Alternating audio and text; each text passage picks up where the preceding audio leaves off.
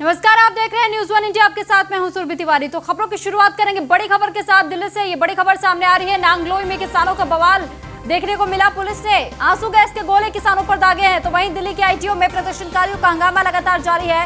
Police ने प्रदर्शनकारियों पर आंसू गैस के गोले छोड़े। प्रदर्शनकारियों ने पुलिस कर्मियों पर पथराव किया था। तो ये बड़ी खबर आपको बता रहे हैं कि कैसे पुलिस ने प्रदर्शनकारियों पर आंसू गैस के गोले छोड़े।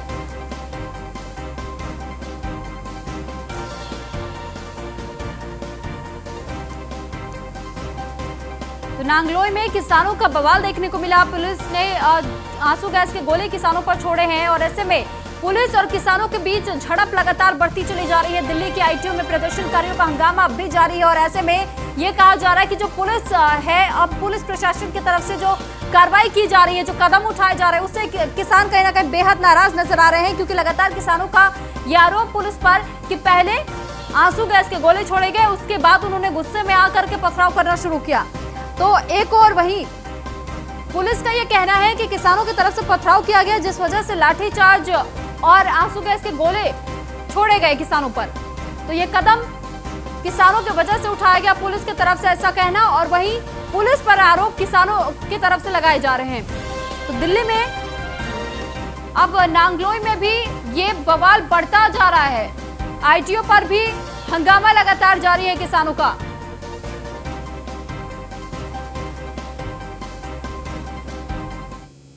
तो वहीं दूसरी बड़ी खबर आपको बता दें, दिल्ली के कुछ इलाकों में इंटरनेट सेवा को बंद कर दिया गया है। सिंघू बॉर्डर, गाजीपुर बॉर्डर पर इंटरनेट सेवा को बंद कर दिया गया है। नांगलोई मुबारका चौक में इंटरनेट सेवा को बंद कर दिया गया है। रात 12 बजे तक इंटरनेट सेवा को बंद किया गया है। गृह मंत्रालय ने इंटरनेट सेवा पर रोक लगा दी गई है। तो 12 बजे तक बताया जा रहा है कि रात 12 बजे तक इंटरनेट सेवा बंद कर दी गई है। और ऐसे में अब ये अनुमान जताया जा रहा है कि अगर ये आंदोलन थमा नहीं तो हो सकता है कि ये जो सेवाएं बंद की गई है, इसका वक्त और लंबा हो सकता है। ऐसे में सिंघू बॉर्डर, गाजीपुर बॉर्डर पर इंटरनेट सेवाएं बंद हो चुकी हैं। तो वहीं नांगलोई मुबारका चौक में भी इंटरनेट सेवा बंद कर दी गई है और सरकार के तरफ से लगातार सभी के पास ये मैसेज पहुंच रहा है कि उनके सेवाओं को ठप किया जा रहा है। रात के 12 बजे तक इंटरनेट सेवाएं बहाल नहीं होंगी।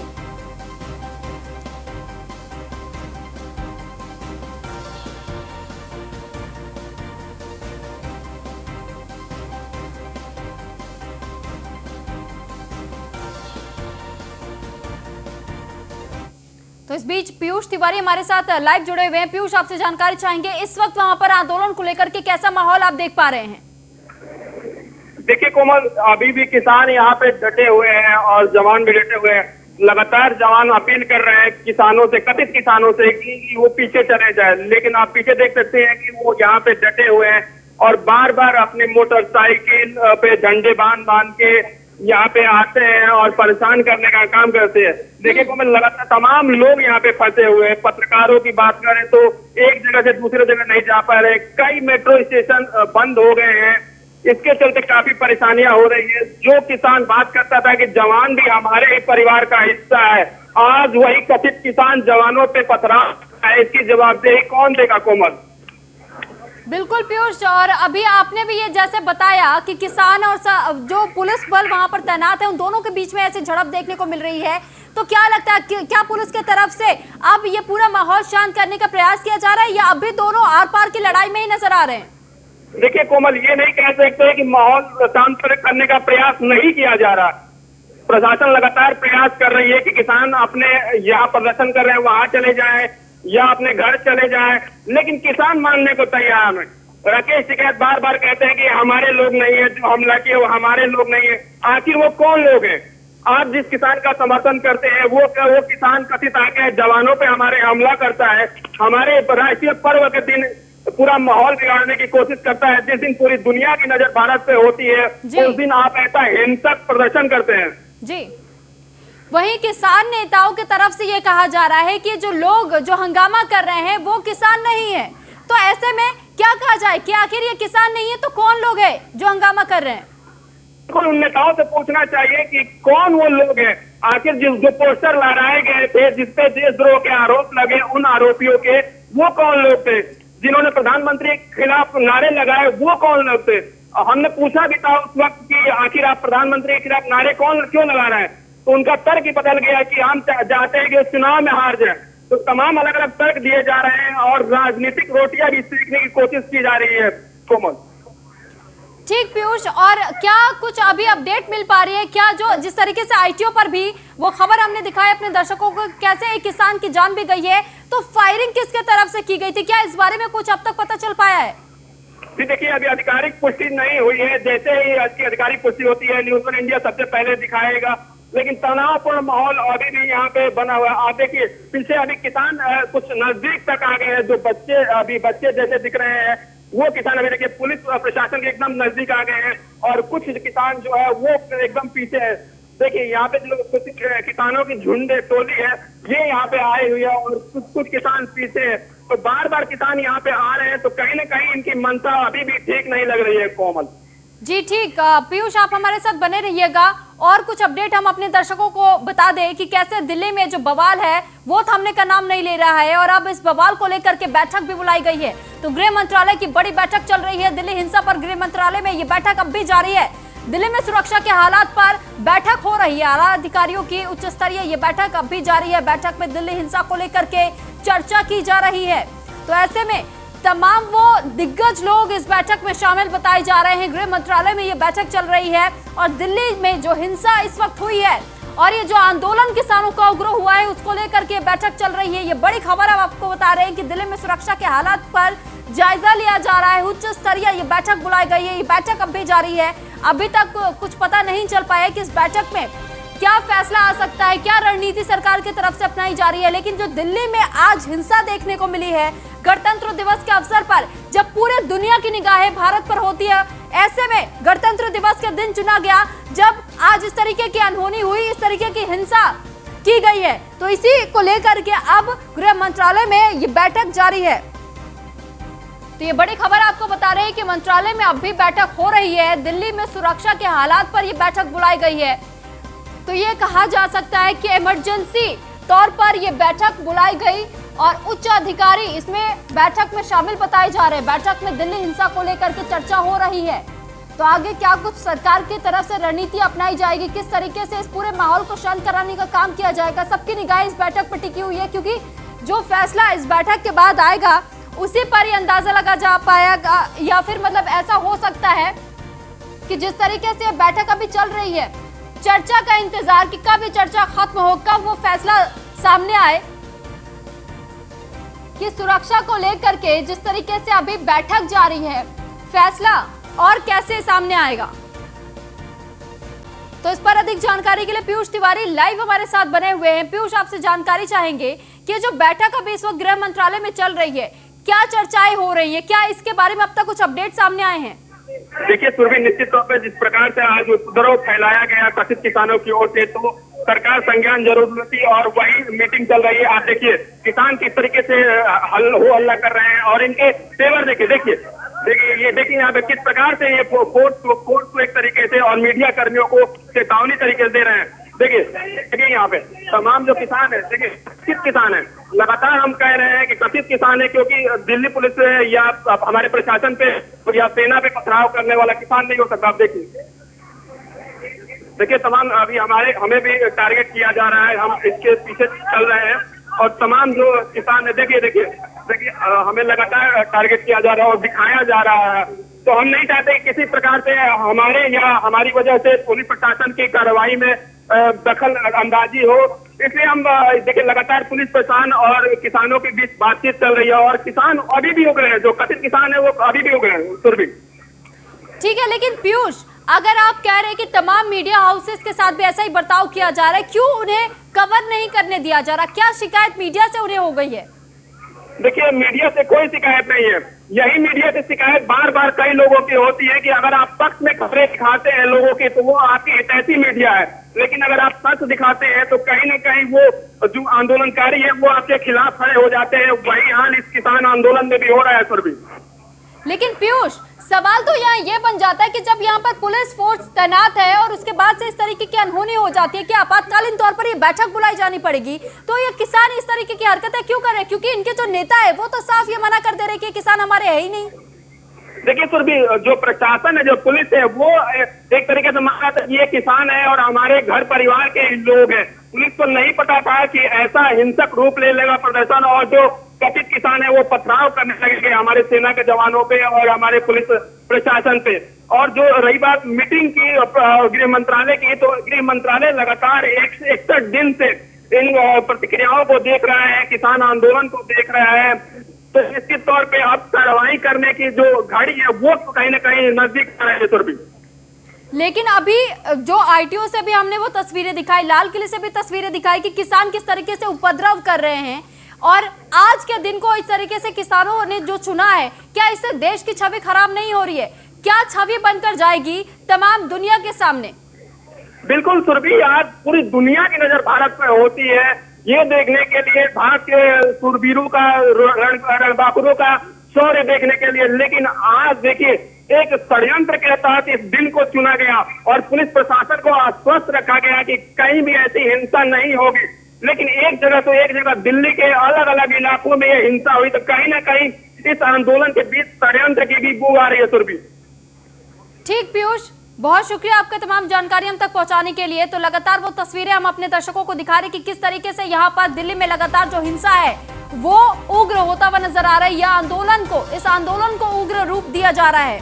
दिल्ली में सुरक्षा के हालात पर उच्च स्तरीय बैठक बुलाई गई है। बैठक अब भी जारी है, आला अधिकारी इस बैठक में शामिल बताए जा रहे हैं। चर्चा अब भी जारी है और क्या फैसला आएगा इस पर सबकी निगाहें टिकी हुई है।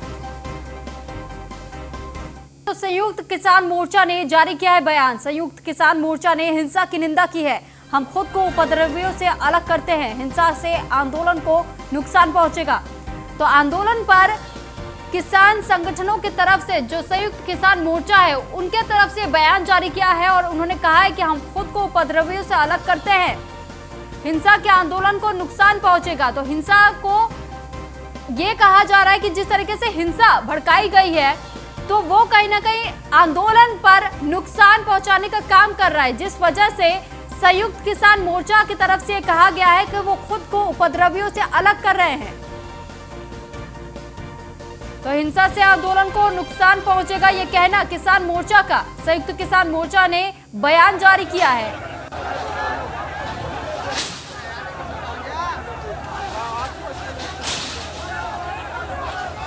तो लगातार वो तस्वीरें आपको दिखा रहे हैं कि किस तरीके से पहले तो बैरिकेडिंग तोड़ी गई, उसके बाद से कैसे इस आंदोलन ने उग्र रूप लिया। लेकिन अब किसान संयुक्त किसान मोर्चा जो बताया जा रहा है उनके तरफ से बयान जारी किया गया है और बयान जारी करते हुए उन्होंने हिंसा की निंदा की और साफ ये कहा है कि हम खुद को इन उपद्रवियों से अलग करते हैं।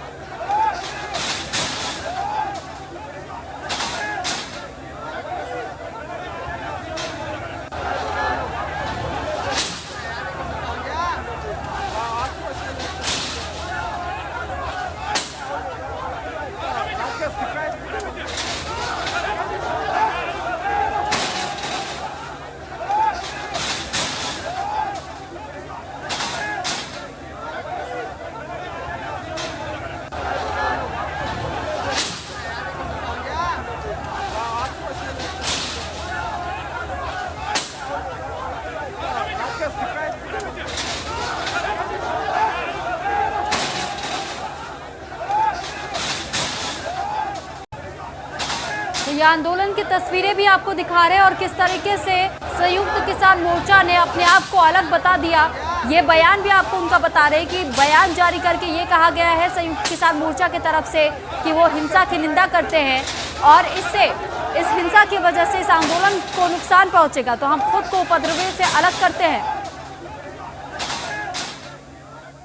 इस पर अधिक जानकारी के लिए एसोसिएट एडिटर ब्रिजेश श्रीवास्तव हमारे साथ जुड़ चुके हैं।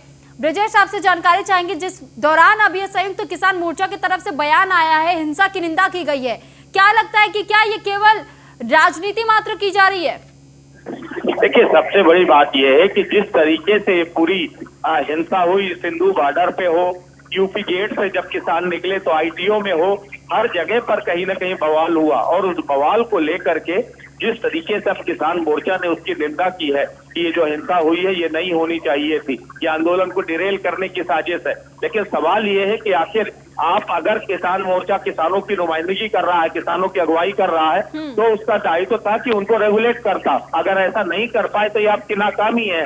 निंदा करने से ये काम नहीं चलेगा, बल्कि आंदोलन डिरेल हो रहा है। जिस तरह से किसान चाहते थे अहिंसात्मक तरीके से प्रदर्शन करके, धरना दे करके जो है अपनी बात मनवाई जाए, किसान बिल वापस किया जाए, अब कहीं ना कहीं एक दूसरे दौर में, दूसरे फेज में पहुंचता नजर आ रहा है आंदोलन। और अगर आंदोलन उग्र होता है तो वो किसान नेताओं की नाकामी होगी। उन्हें इस बात को समझना होगा कि आगे किस तरीके से उसको रेगुलेट किया जाए।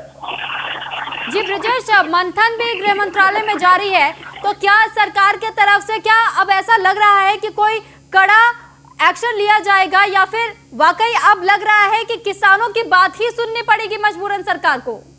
देखिए, सरकार के पास दो ही रास्ते हैं। एक रास्ता है या तो किसानों की बातें मान करके किसान बिल को वापस ले ले, या फिर जबरन जो है किसानों को धरना प्रदर्शन स्थल से हटाए। सिर्फ दो ही रास्ते हैं। गृह मंत्रालय इसी पर बैठक चल रही है और इसी पर विचार कर रहा है, और कुछ घंटों बाद तस्वीर साफ हो पाएगी कि आखिर सरकार का अगला एक्शन क्या होने जा रहा है। जी ब्रजेश, जानकारी ऐसे भी मिली थी कि किसानों को सिंघू बॉर्डर से लौटने को वापस कह दिया गया, और जो लाल किले पर जो किसान पहुंचे उनको भी वापस बुलाया जा रहा है। तो ऐसे में क्या ये मान लिया जाए कि जो किसानों ने आज जो हरकत की वो जानबूझकर किया गया, ताकि इससे दबाव बनाया जा सके सरकार पर? देश की छवि खराब होती है तो होती रहे। देखिए, बेसिकली दबाव बनाने की तो साजिश है, दबाव बनाने की कोशिश लगातार हो रही है कि किसी तरीके से सरकार पर इस तरह से दबाव बनाया जाए ताकि सरकार उनकी बातें मानने को मजबूर हो। अब सबसे बड़ी बात ये, उसी दबाव के हिस्से में कुछ अति उत्साही लोगों के जरिए जो चीजें की गई वो कहीं ना कहीं अहिंसात्मक आंदोलन को हिंसा की तरफ अगर देखा जाए एग्रेशन की तरफ ले गया, जो कहीं ना कहीं गलत है। पुलिस और जो किसानों के बीच में टकराव हुए हैं, दरअसल वो अति उन्माद की वजह से हुए हैं। हकीकत ये है कि कोशिश लगातार किसान नेताओं की तरफ से भी की गई है, किसानों की तरफ से भी पूरा संयम बरता गया है। जी ठीक है, ठीक ब्रजेश, बहुत शुक्रिया आपका तमाम जानकारी हम तक पहुंचाने के लिए। और इस वक्त की बड़ी खबर आपको बता दें कि दिल्ली के नांगलोई में प्रदर्शन जारी है, और ऐसे में प्रदर्शनकारियों ने न्यूज 1 इंडिया की टीम पर हमला किया। प्रदर्शनकारियों ने रिपोर्टर उदय हिंदुस्तानी पर पत्थर फेंके। पत्थरबाजी में संवाददाता उदय हिंदुस्तानी घायल बताए जा रहे हैं। न्यूज 1 इंडिया की टीम पर भी हमला किया है किसानों ने। तो प्रदर्शनकारियों ने रिपोर्टर उदय हिंदुस्तानी पर पत्थर फेंका है। तो इस पर हमारे संवाददाता जिन पर पत्थर फेंका गया वो हमारे साथ इस वक्त फोन लाइन पर जुड़ चुके हैं। उदय, आपसे जानकारी चाहेंगे, ये कब की घटना थी? क्या कुछ समय पहले ऐसा आपके साथ हुआ, और किस बात को लेकर के आप पर पत्थर फेंका गया? जी बिल्कुल, ये अब से कुछ देर पहले किसान और जवान आमने सामने थे, लेकिन अचानक जवान जो है किसान को रोकने की कोशिश की। किसान लगातार उग्र होते चले गए। इसको लेकर जवान जो है लगातार जो है किसान को समझाते नजर आए थे। इसी बीच पत्रकार कवरेज करने के दौरान तमाम पत्रकार थे, जिस बीच से हम लोग निकलने की कोशिश कर रहे थे, जवान और किसान के बीच में आ गए और लगातार किसान पत्थरबाजी करने लगे, जिसको लेकर मैं हेलमेट लगा रखा था और सीधा पत्थर मेरे सिर पे आके लगा। ठीक उदय, ठीक, चलिए बहुत शुक्रिया तमाम जानकारी हम तक पहुंचाने के लिए। तो वहीं नोएडा दिल्ली बॉर्डर पर किसानों का धरना अब खत्म हो रहा है। प्रशासन और किसान संगठन के बीच बातचीत में फैसला हुआ है। दिल्ली से नोएडा आने वाली सड़क अब खाली हो रही है। तो ये बड़ी जानकारी हम आपको दे रहे हैं कि नोएडा दिल्ली बॉर्डर से प्रदर्शन को खत्म किया जा रहा है। प्रशासन और किसान संगठन के बीच बातचीत में फैसला हुआ है, और ऐसे में जो बताया जा रहा था कि नोएडा पर जो सड़कें, जो नोएडा सड़क यानी जो बॉर्डर है नोएडा और दिल्ली का, वहां पर जो लंबे समय से जाम था उसको खोलने का काम, उसको खाली कराने का काम भी अब लगातार किया जा रहा है। तो वहीं दिल्ली मेट्रो ने कई स्टेशन बंद किए हैं। दिल्ली मेट्रो ग्रे लाइन के सभी स्टेशन को बंद कर दिया गया है। स्टेशन में प्रवेश और निकास बंद किया गया है। सिविल लाइन मेट्रो भी बंद कर दिया गया है। तो ये जानकारी कि कैसे मेट्रो स्टेशन को भी आज के दिन बंद कर दिया गया है। इस हिंसा को देखने के बाद से दिल्ली मेट्रो ने कई स्टेशन को बंद कर दिया है। खास तौर पर जो मेट्रो की ग्रे लाइन बताई जा रही है उस स्टेशन को बंद किया गया है।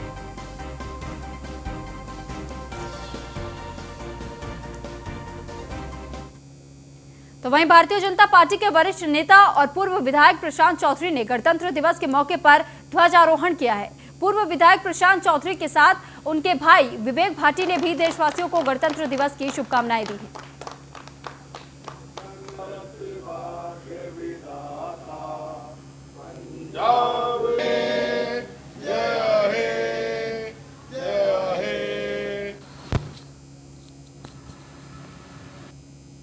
आज देश के 72वें गणतंत्र दिवस पर मैं अपनी तरफ से व अपनी पार्टी भारतीय जनता पार्टी की तरफ से समस्त देशवासियों को और देशवासियों को, जनपदवासियों को बहुत बहुत शुभकामना देता हूं, बधाई देता हूं। आज से 72 साल पहले हमारे देश का कानून, हमारे देश का संविधान बाबा साहब की अध्यक्षता वाली कमेटी ने बना करके आज लागू हुआ और इसकी शुभकामना देश के सभी लोगों को मेरी तरफ